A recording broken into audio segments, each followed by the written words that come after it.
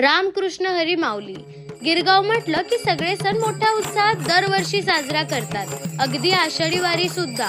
हा भव्य दिंडी सोहळा पंढरपुरातील नसून गिरगाव मधील आहे. आषाढी एकादशीच्या निमित्ताने गिरगाव वारकरी संप्रदायाने दिंडीचं आयोजन केलं होतं. गेली 16 वर्ष ही आनंदवारीची परंपरा अविरतपणे सुरू आहे. दरवर्षीप्रमाणे आषाढी एकादशीच्या आधीच्या रविवारी आनंदवारीची नियोजन करण्यात येते. गिरगाव पंढरीनाथ मंदिर येथून सायंकाळी 4 वाजता विठ्ठल रखुमाई मूर्तीची स्थापना पालखीत करून दिंडीची सुरुवात झाली. ठाकूरद्वार नाका मुगबाट लेन अशा या दिंडीचा मार्ग.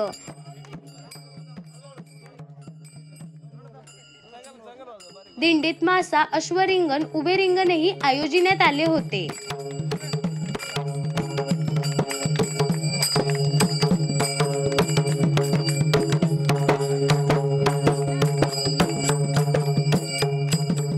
मुंबईच्या धक्काधक्कीच्या आयुष्यात सगळ्यांनाच वारीत सहभागी होऊन पंढरपुरात जाणं शक्य होत नाही.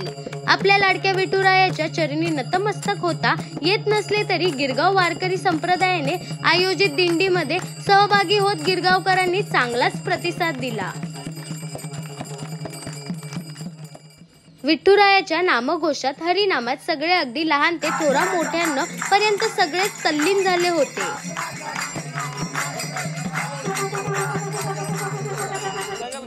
गिरगाव आणि आजूबाजूच्या सर्व विठ्ठल भक्तांसाठी आणि वारकरी भक्तांसाठी पंढरीनाथ मंदिरातून वारकरी दिंडीचे आयोजन केले आणि या दिंडीला मोठ्या संख्येने भक्तांनी तसेच मराठी कलाकार, सोशल मीडिया इन्फ्लुएन्सर अंकिता वालावलकरनीही उपस्थित राहून सहभाग घेतला होता.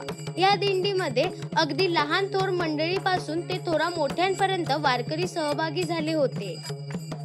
पाऊले चालती पंढरीची वाट अशी पावले टाकत सर्वांनी हरिनामाचा एकच ताल धरत या दिंडीचा आनंद घेतला. अखंड हरिनाम बुडून संध्याकाळी 4 वाजता सुरू झालेली ही दिंडी रात्री 8च्या सुमारास पुन्हा पंढरीनाथ मंदिर येथे पोहोचली आणि त्यानंतर भजनाचा कार्यक्रम झाला आणि आरतीने या वारकरी दिंडीची सांगता करण्यात आली. बोला पुंडलिक वरदे हार विठ्ठल, पंढरीनाथ महाराज की जय.